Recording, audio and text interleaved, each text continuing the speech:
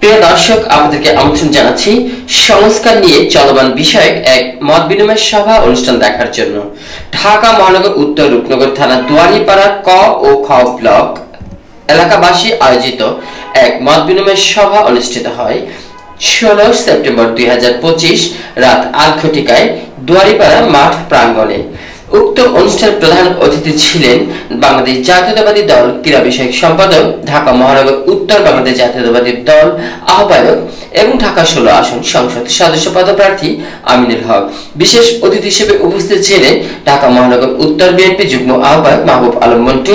বিশেষ অতিথি হিসেবে উপস্থিত ছিলেন রূপনগর থানা বিএনপি আহ্বায়ক জহিরুল হক এবং বিশেষ অতিথি হিসেবে উপস্থিত ছিলেন জাতীয়তাবাদী ওলামা দল কেন্দ্রীয় কমিটি সদস্য মুফতি কাজী রিয়াজুল ইসলাম। এবং অনুষ্ঠানে বিশেষ অতিথি ও উপস্থাপক হিসেবে ছিলেন ঢাকা মহানগর উত্তর রূপনগর থানা বিএনপি সিনিয়র যুগ্ম আহ্বায়ক ইঞ্জিনিয়ার মুজিবুল হক।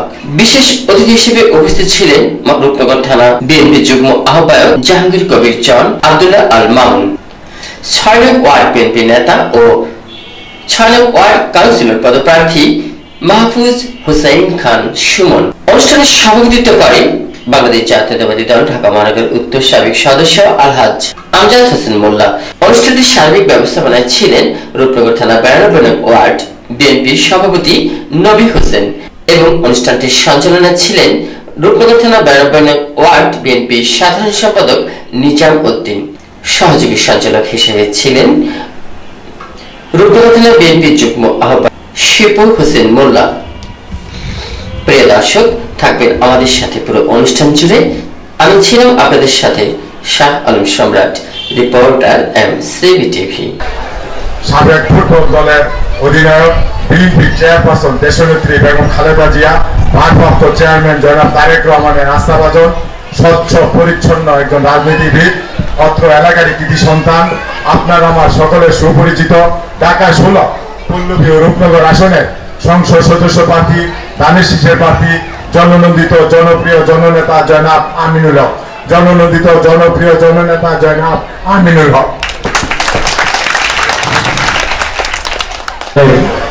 কেন্দ্রীয় নির্বাহী কমিটির ক্রীড়া বিষয়ক সম্পাদক এবং ঢাকা মহানগর উত্তর বিএনপির বিপ্লবী আহ্বায়ক, বাংলাদেশ জাতীয় ফুটবল টিমের সাবেক অধিনায়ক, আমাদের সকলের প্রান্তীয় নেতা জননেতা জনাব আমিনুল হক, উপস্থিত অন্যান্য নেতৃবৃন্দ এবং আমার সামনে উপস্থিত অত্র এলাকার মা বোনেরা, আমার মুরব্বী চাচারা, আমার বাবার বয়সী চাচারা, আমার যুবক ভাইয়েরা, সকলকে আমার সালাম। আসসালামু আলাইকুম ওয়া রাহমাতুল্লাহি ওয়া বারাকাতুহু। আল্লাহ রাব্বুল আলামিন পবিত্র কোরআনে কারীমে ইরশাদ করেছেন, লা ইন শাকারতুম লা আযীদান্নাকুম ওয়া লা ইন কাফারতুম ইন্না আযাবি লাশাদীদ। যদি তোমরা কৃতজ্ঞ থাকো, আমার নিয়ামত পেয়ে যদি তোমরা শুকরিয়া প্রকাশ করো, আমার নিয়ামতকে আমি বাড়িয়ে দেব। ওয়া লা ইন কাফারতুম, আর যদি তোমরা শুকরিয়া পেয়ে আমার নিয়ামত পেয়েও যদি তোমরা শুকরিয়া জ্ঞাপন না করো বরং অকৃতজ্ঞ হও, ইন্না আযাবি লাশাদীদ, আল্লাহ বলছেন তাহলে তোমরা জেনে রাখো আমার শাস্তি অত্যন্ত ভয়াবহ। প্রিয় ভাইরা আমার, আজকে আমরা যে ব্যক্তির ডাকে এখানে একত্রিত হয়েছি তিনি ধানের শীষের কান্ডারি, তাই না? ঢাকা 16 আসনে ধানের শীষের কান্ডারি। এই ধানের শীষের প্রতীকটা কার বলতে পারবেন? শহীদ রাষ্ট্রপতি জিয়াউর রহমানের। শহীদ রাষ্ট্রপতি জিয়াউর রহমান কে ছিলেন আমাদের জানতে হবে। আমাদের এই মুরব্বী ভাই বোন সকলেই জানেন, তারপরে রিপিট করা। শহীদ রাষ্ট্রপতি জিয়াউর রহমান ছিলেন এমন একজন ব্যক্তি যিনি শুধু স্বাধীনতার ঘোষণা দিয়েই ক্ষান্ত হননি, বরং স্বাধীনতার ঘোষণা দিয়ে রণাঙ্গনে অস্ত্র হাতে যুদ্ধ করে 9 মাস দীর্ঘ যুদ্ধ করে লড়াই সংগ্রাম করে বাংলাদেশকে আমাদের এই লাল সবুজের পতাকা উপহার দিয়েছেন, আমাদেরকে স্বাধীন সার্বভৌম একটি দেশ উপহার দিয়েছেন, ঠিক কিনা বলেন? সেজন্য কিন্তু আমরা বিএনপিকে ভালোবাসি। 2 নম্বর কারণ আমরা বিএনপিকে ভালোবাসি, যারা আমরা মুসলমান, যারা আমরা ধর্মকর্মে বিশ্বাস করি, যারা আল্লাহ এবং আল্লাহ রাসূলে বিশ্বাস করি, তারা কেন বিএনপি করি? তার দ্বিতীয় কারণ হচ্ছে শহীদ রাষ্ট্রপতি জিয়াউর রহমান এদেশকে একটা সংবিধান উপহার দিয়েছিলেন। শেখ মুজিব 72 সালে একটা সংবিধান উপহার দিয়েছিলেন। সেই সংবিধানে বিসমিল্লাহও ছিল না, সেই সংবিধানে আল্লাহর কোনো নামও ছিল না। ছিল?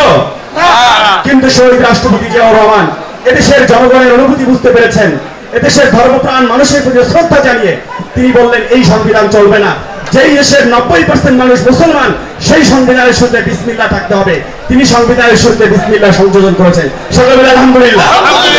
শুধু কি তাই, সংবিধানের 4টি মূল ধারার প্রথম ধারাতে শহীদ রাষ্ট্রপতি জিয়াউর রহমান আল্লাহর আস্থা এবং বিশ্বাস হবে রাষ্ট্রের যাবতীয় কার্যাবলীর ভিত্তি, এই ধারাটি সংযোজন করেছেন। সকলে বলে আলহামদুলিল্লাহ। আল্লাহর আস্থা এবং বিশ্বাস ছাড়া একজন মুমিনের কার্য সঠিকভাবে চলতে পারে না, পারে না। সেজন্য শহীদ রাষ্ট্রপতি জিয়াউর রহমান এদেশের মুসলমানদের প্রতি, ধর্মের প্রতি তিনি অনুরক্ত ছিলেন। ধর্মীয় মানুষকে শ্রদ্ধা করতেন, আল্লাহর প্রতি বিশ্বাস ছিল বিদায় তিনি সংবিধানের প্রথম ধারাতেই আল্লাহর আস্থা এবং বিশ্বাসকে সংযোজন করেছেন। শহীদ রাষ্ট্রপতি জিয়াউর রহমান সবচেয়ে যে বড় অবদান, তিনি যে একজন আল্লাহর ওলি ছিলেন তার প্রমাণ হচ্ছে, আপনারা অনেকে ওমরায় গিয়েছেন, হজে গিয়েছেন, জান নাই? দেখি তো আমার কোন কোন ভাইয়েরা হজে অথবা ওমরায় গিয়েছেন পবিত্র মক্কায়? আলহামদুলিল্লাহ। পবিত্র মক্কায় একটা ময়দান আছে, আরাফার ময়দান, শুনেন নাই? আরাফার ময়দানে যদি কেউ অবস্থান না করে তাহলে কি তার হজ হয় না? হজ হয় না। সেই আরাফার ময়দানে ছিল মরুভূমি, মরুভূমি। শহীদ রাষ্ট্রপতি জিয়াউর রহমান যখন সৌদি আরবে সফরে গেলেন, রাষ্ট্রীয় সফরে, তিনি দেখলেন এখানে হাজিদের অনেক কষ্ট হয়, প্রচন্ড রৌদ্রের তাপ। শহীদ রাষ্ট্রপতি জিয়াউর রহমান নেক্সট টাইম যখন আবার সৌদি বাদশাহের সাক্ষাতের জন্য গেলেন, তিনি বাংলাদেশ থেকে কিছু নিম চারা উপহার নিয়ে গিয়েছিলেন। সেই চারাগুলো সৌদি আরবে তিনি রোপণ করেছেন। আজও আরাফার ময়দানে সেই নিম গাছগুলো ছায়া দেয় না হাজিদেরকে? কাল কিয়ামত পর্যন্ত সেই নিম গাছগুলো আরাফার ময়দানে হাজিদেরকে ছায়া দিবে, এবং এটা হচ্ছে আল্লাহর পক্ষ থেকে তার একটা বিশেষ মকবুলিয়াত। তবে আলহামদুলিল্লাহ। এবং হাদিসের মধ্যে আসছে ওই আরাফার ময়দানই হবে কাল কিয়ামত, কিয়ামতের মাঠ হবে আরাফার ময়দান।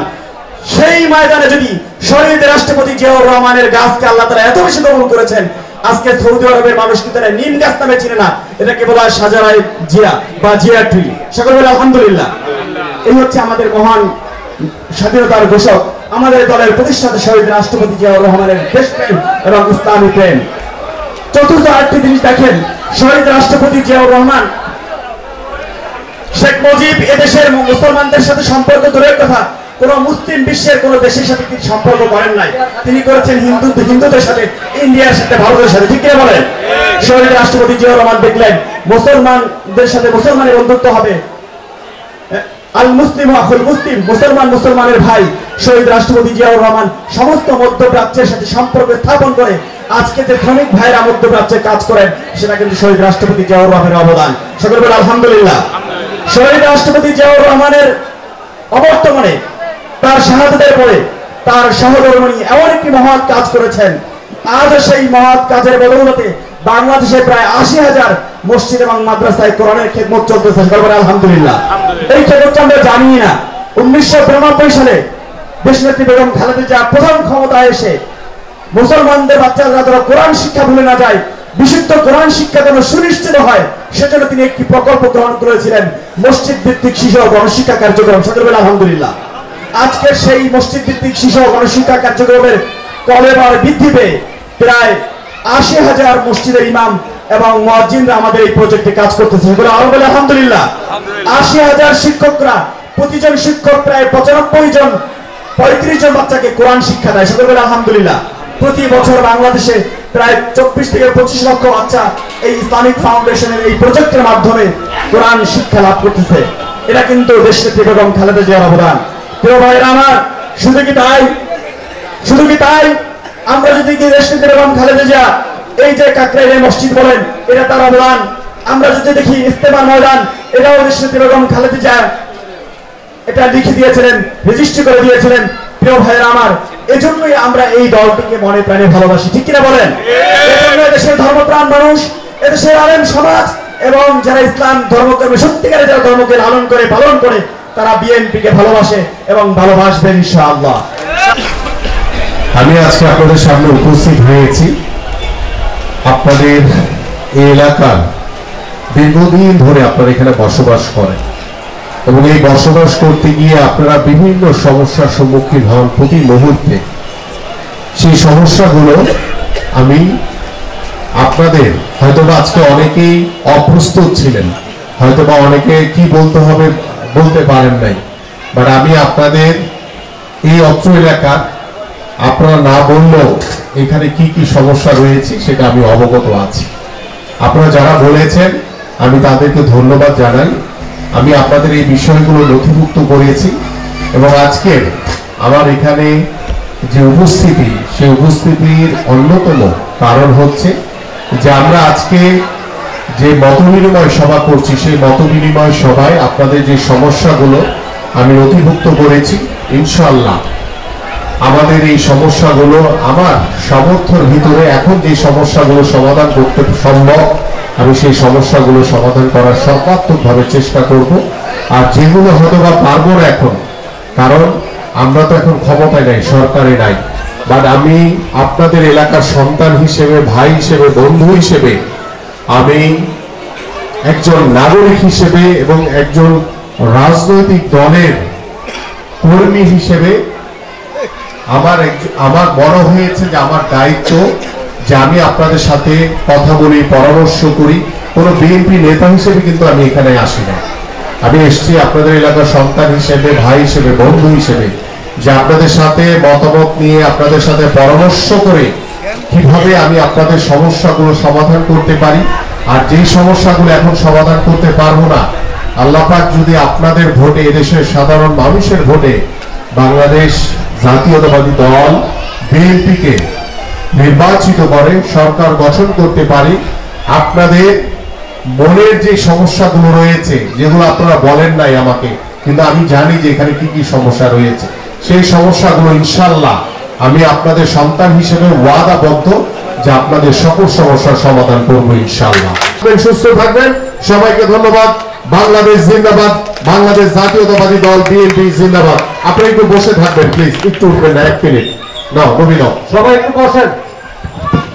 আমাদের ওয়ার্ড বিএনপি সম্মানিত একজন সদস্য গত পরশুদিন ময়নার ড্রেনে পড়ে মর্মান্তিকভাবে মৃত্যুবরণ করেছেন।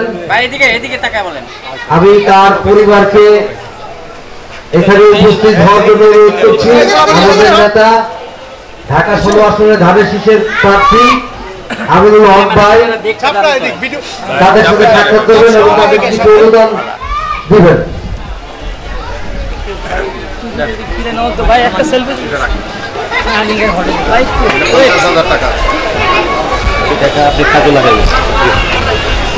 আমাদের আরেকজন